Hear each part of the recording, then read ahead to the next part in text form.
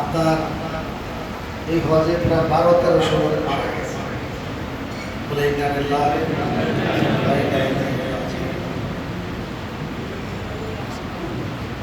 কেমন গরম পড়ছে। 10ই জিলহজ, কত তারিখ? 10ই জিলহজ। কথা বলতে তো সময় লাগে, আসলে সময় লাগে, সময় কম। এই গরমের জন্য বলতেছি, আমাদের কাফেলা 2 জন হাজি হারায় গেল। মুজদালিফা থেকে মিনা জামানে পাথর পেরে সে আর বাড়িতে আসতে পারল না। তারা হলেন আমেরিকান নাগরিক, ওই দেশের পাসপোর্ট সব দেশে।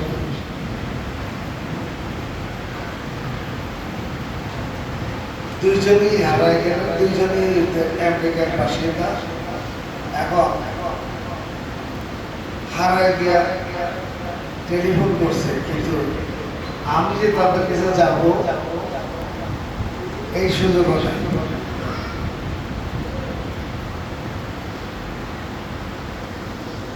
কাছাকাছি হারাইছে, কিন্তু খুঁজে পাইতেছে না।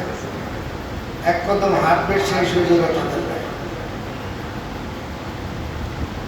আমি আপনাদেরকে বোঝানোর জন্য চেষ্টা করতেছি যে হাসর ময়দানে কেউ কারণ হয়। হাসর ময়দানে বাবা সন্তানের কাছে যাবে, সন্তান বাবার কাছে আসবে, মায়ের কাছে যাবে সন্তান। সেই মায়ের জন্য সন্তান পাগল, মা আরামে না থেকে সন্তানকে আরামে রাখছে, ঠিক না? সেই মাও হাসর ময়দানে আপনাকে আমাকে চিনবে। এই বছর যারা হারাইছে, এই হজের সময় তাদেরকে জিজ্ঞেস করবে। অনেক হাজি সাহেব আমার কাছে, হুজুর কিয়ামত কি জিনিস? খালি হুজুর কাছ থেকে শুনছি, কিয়ামতের ময়দানে কেউ কারো না। এই আলামত আমরা এইবার দেখছি।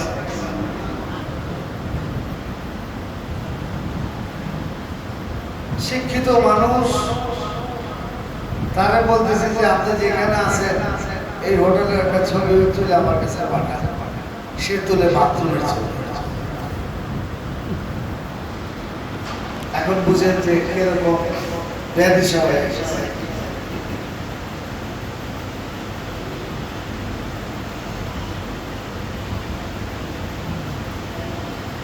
যাই হোক, সংক্ষেপে বলি, আমার এই একটা ঘটনা দিয়ে আমি 3 ঘন্টা আলোচনা করতে পারবো। শুধু এই ঘটনা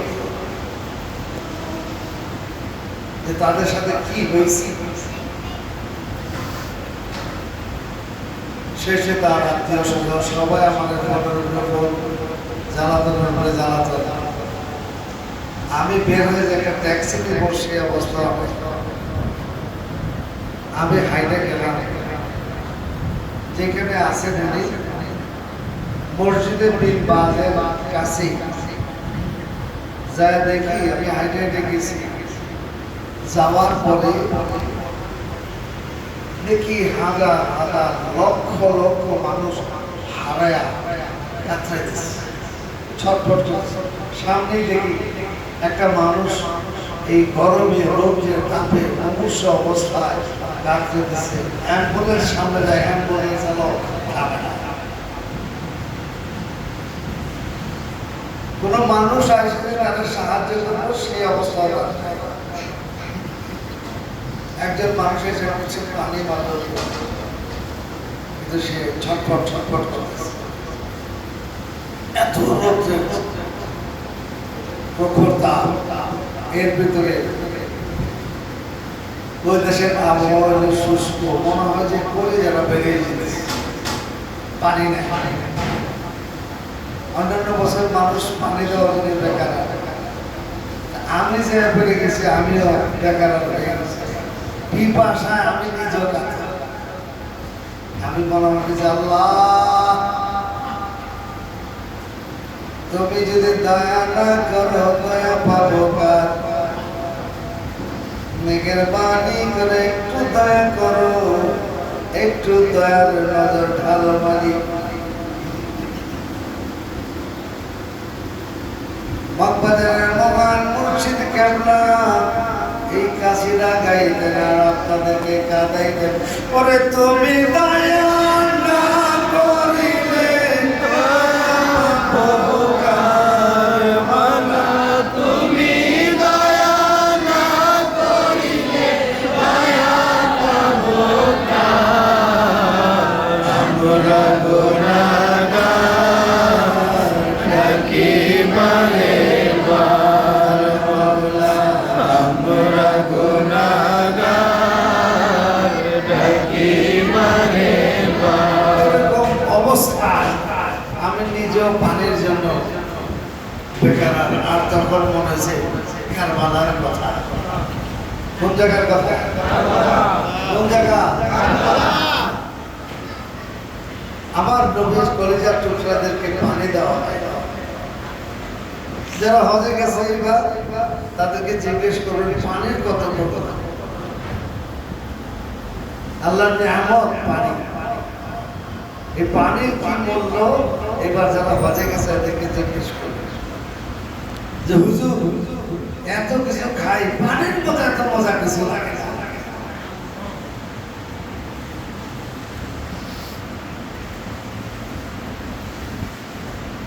ওরে ভগবানের 10 তারিখে কি ঘটাইলে রবানা,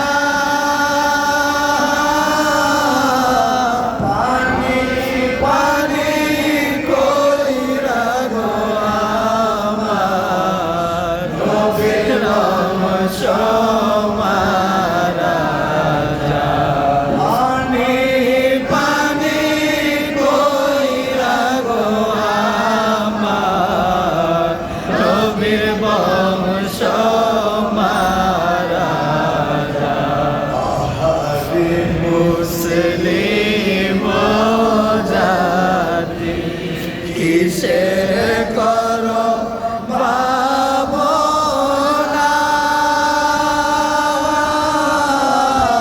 বিপদে পড়িয়াছি গো আমরা, আল্লাহর নামটি সাধনা।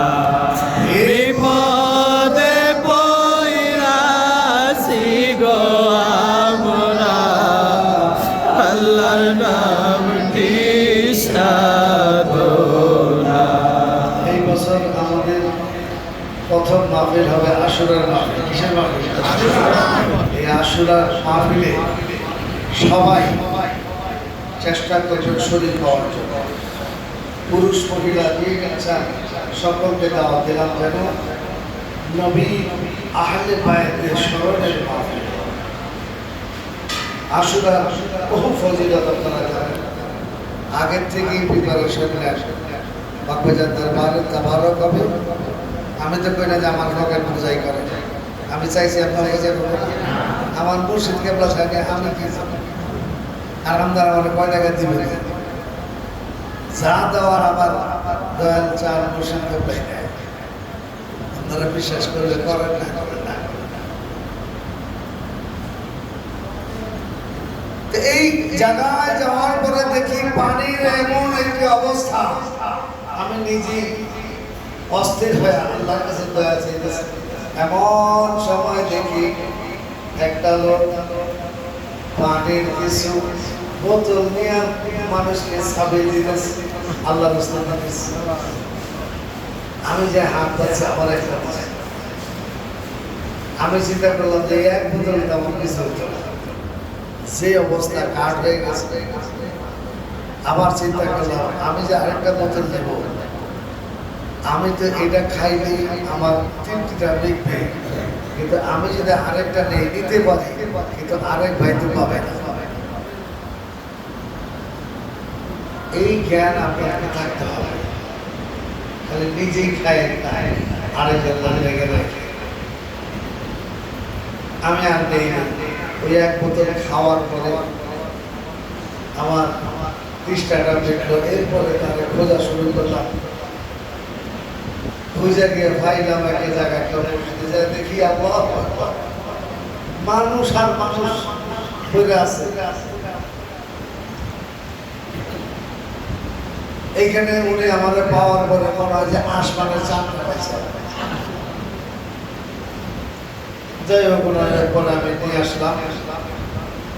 এই হচ্ছে অবস্থা। হাসর ময়দানের কথা আমি বোঝানোর জন্য একটু এই হজের বয়ানটা টানলাম, যেহেতু সময় কম আমার। আপনাদের অনেক দূর দূরান্ত থেকে আপনারা আসছেন, আমিও আজকে যদি এয়ারপোর্টে আসার আগে যদি জানতাম যে আজকে বৃহস্পতিবার, তাহলে আমি আজকে তাই জানার ব্যাপার। তো যদি জানতাম, আমার উচিত ছিল না যে আজকে বৃহস্পতিবার, আমার আগামীকালকে শুক্রবার। বৃহস্পতিবার শুক্রবার ছাড়া আসলে আমার লেগে একটু সুবিধা হবে। আর বৃহস্পতিবারে যদি দরবারে হাজিরা না দিই, যিনি এখানে আছেন উনি আমার এখানে রাখবো, একটা লাভ দিতে পারবে। এই ভয়ে আমার লাগে, কারণ মুর্শিদের মতো আপন আর কেহ নাই। ওই আমার মুর্শিদি প্রেমে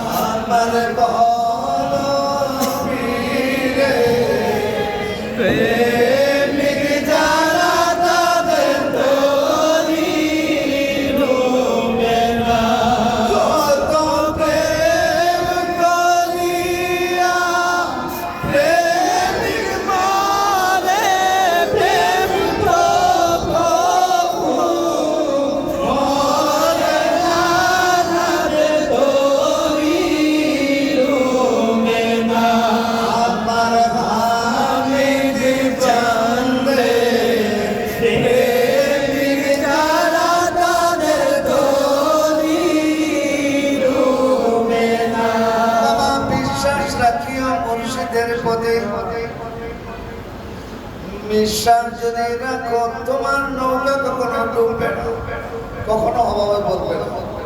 বিপদ আইছে, বিপদ দূর হয়ে যাবে একমাত্র মুর্শিদের নজরের কারণে। যদি বিশ্বাস রেখে চলতে পারে, আর যদি এমতে আয়ো হেমতে যাইবা, লেবে চাই। আল্লাহ পাক আমাদের সকলকে সঠিক বুঝ ধারণা করার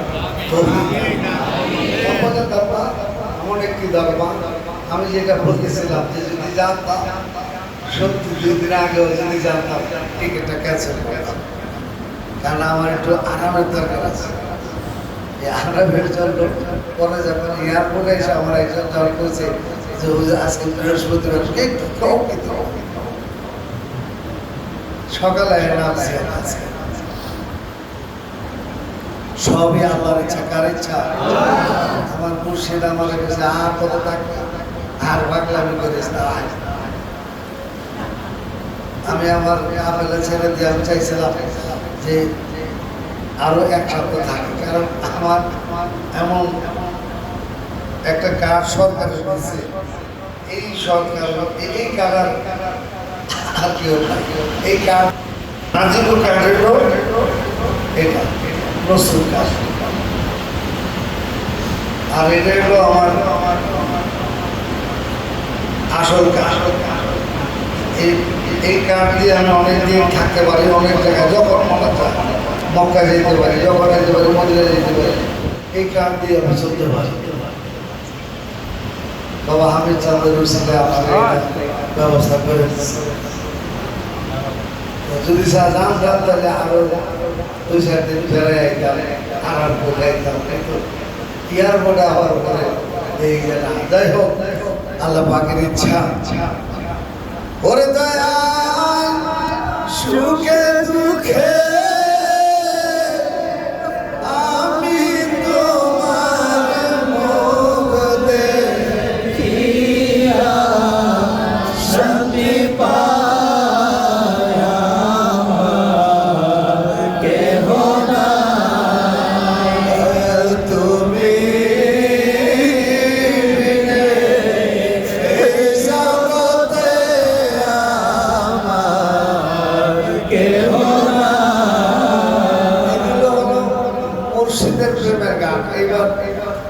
আলেম সাহেব আমার হুজুর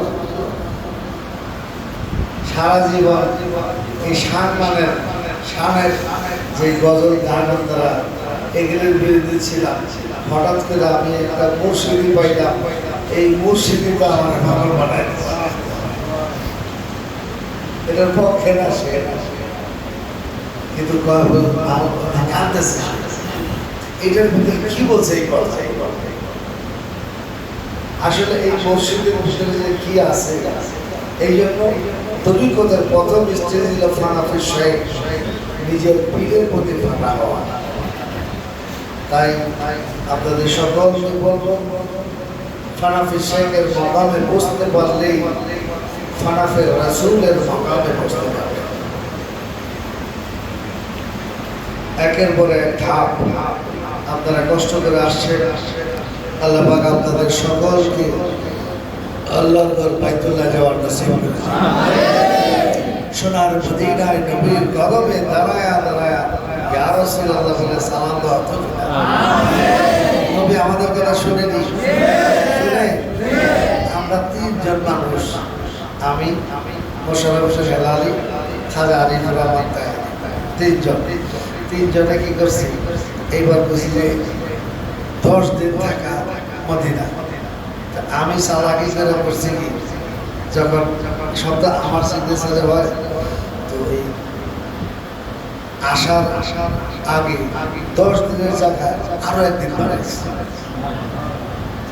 11 দিন বাড়ানোর পরে সৌদি সরকারের যে লোকগুলি আছে এটাকে গ্রান্ট করে দিচ্ছে, মঞ্জুরি করে দিচ্ছে।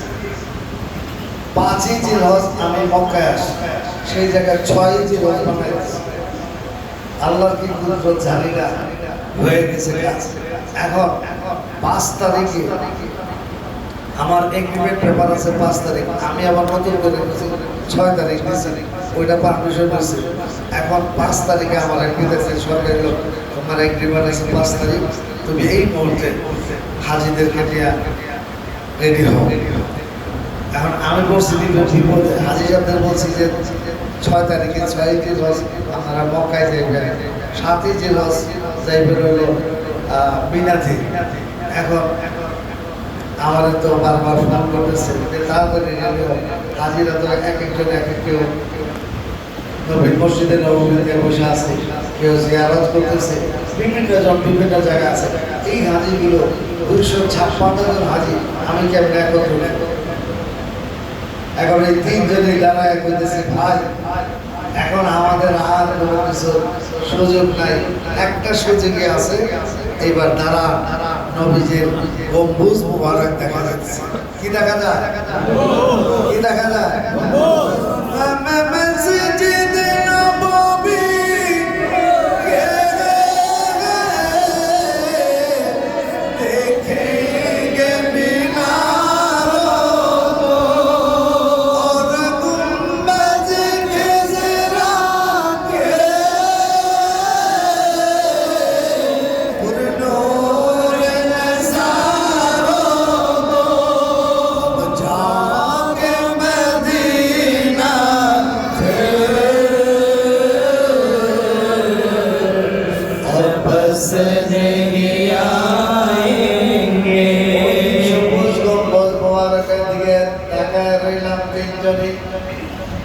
নবীর গম্বুজ মুবারক দিকে তাকিয়ে তাকিয়ে বলতেছি, ইয়া রাসূলুল্লাহ, ইয়া হাবিবাল্লাহ, নবী গো হয়রান হয়ে গেছি, পেরেশান হয়ে গেছি, কিভাবে হাজিদেরকে একত্র করব। ইয়া রাসূলুল্লাহ, ইয়া হাবিবাল্লাহ, আপনাকে আরজি জানাইলাম গো নবী, মেহেরবানি করে 6 তারিখ পর্যন্ত থাকার পারমিশন দেন। ইয়া রাসূলুল্লাহ, ইয়া হাবিবাল্লাহ, নবী গো আপনি যদি পারমিশন না দেন, কারো ক্ষমতা নাই আপনার মদিনায় থাকা। ইয়া রাসূলুল্লাহ, ইয়া হাবিবাল্লাহ, আপনি একটু মেহেরবানি করে দয়ার নজর করেন। বাবা এই কথাগুলি 3 জনে বলে একটা হাসি দিলাম। আমরা জানি নবীর কাছে চাইতে দেরি হয়, পাইতে দেরি হয় না।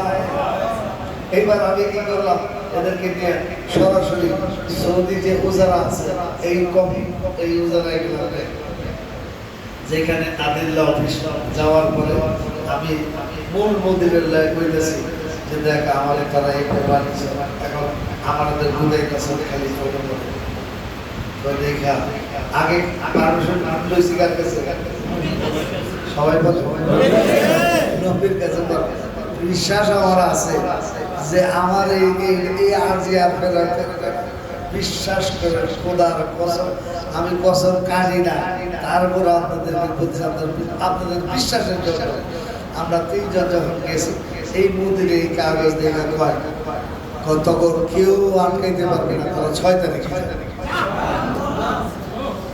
ঠান্ডা মাথায় বাবা চলে আসলাম আর নবীর কদমে যায় ওইখান থেকে আইসা সরাসরি রাজা মৌলকে দেখে বললাম ইয়া রাসূলুল্লাহ ইয়া হাবিবাল্লাহ নবী গো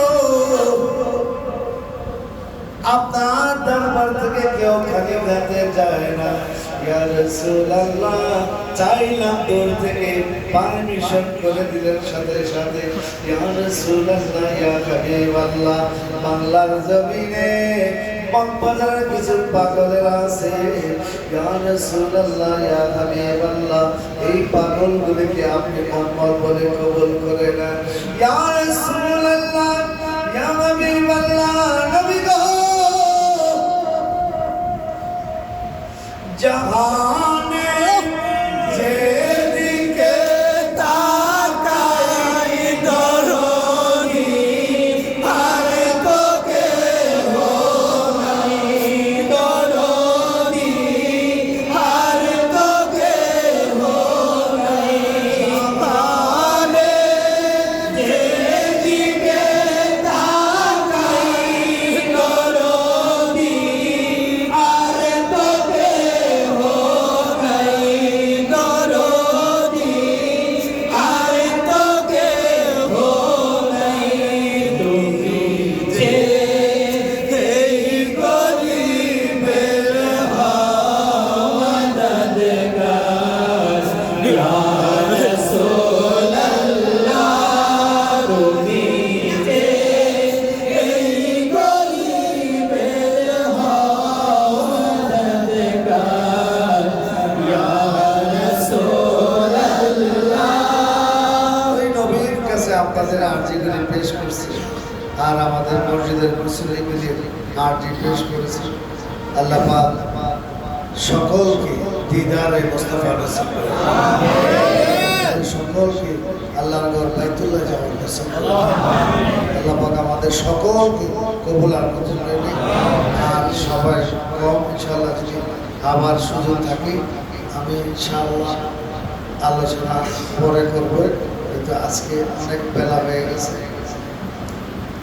প্রায় 10টা বাজে আমাদের একটু তালিমের দরকার আর সকলকে আমি আহ্বান এই আর্জি জানাই যেহেতু আমাদের আশুরার মাহফিল হলো বছরের প্রথম মাহফিল এই মাহফিলে সকলে আগে থেকে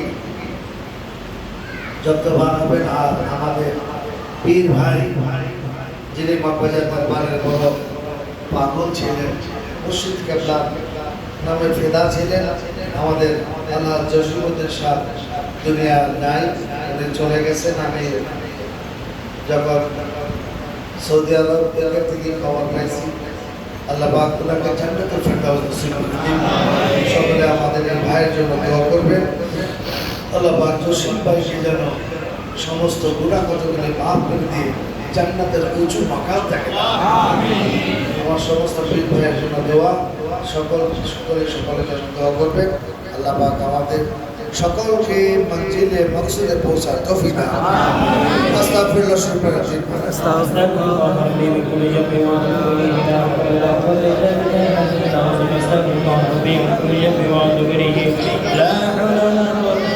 ইল্লা বিল্লাহ كل جنب واتوب اليه لا حول ولا قوه الا بالله العلي العظيم بسم الله الرحمن الرحيم الحمد لله رب العالمين الرحمن الرحيم مالك يوم الدين اياك نعبد واياك نستعين اهدنا الصراط المستقيم صراط الذين انعمت عليهم غير المغضوب عليهم ولا الضالين امين بسم الله الرحمن الرحيم الحمد لله رب العالمين الرحمن الرحيم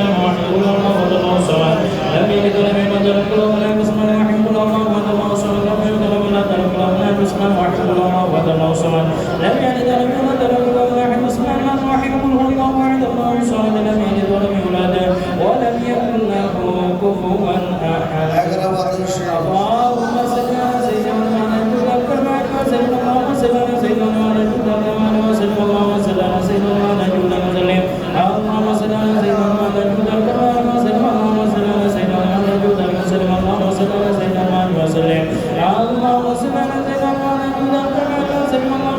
سيدنا محمد اللهم صل على سيدنا محمد وسلم اللهم صل على سيدنا محمد اللهم صل على سيدنا محمد عدد الجود والكرم وآله وسلم كلمة شهادة لا إله إلا الله محمد رسول الله صلى الله عليه وسلم أشهد أن لا إله إلا الله وحده لا شريك له وأشهد أن سيدنا محمدا عبده ورسوله اللهم آمين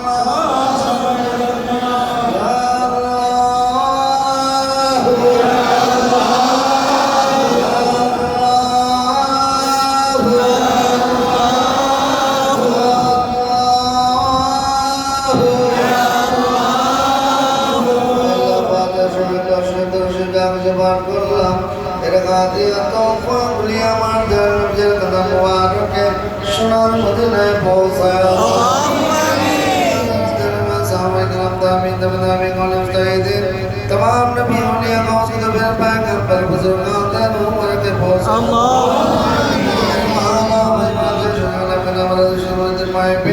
समस्त उम्मत मोहम्मद के कब्र पहुंचे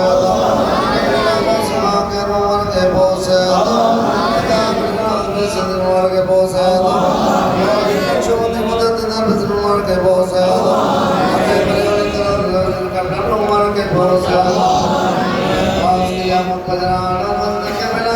আমাদের দয়ালু পীর ও মুর্শিদ কেবলা মুবারকে বোঝা মুর্শিদ কেবলা ने को तमाम जन फैज नसीब करो बंदा तुम्हारा जिक्र तुम्हारे बंदा बंदे जिन इंसान गुलो তোমার নামে পাগল হওয়ার জন্য এসেছে মেহেরবানি করে তোমার নামে পাগল বানায়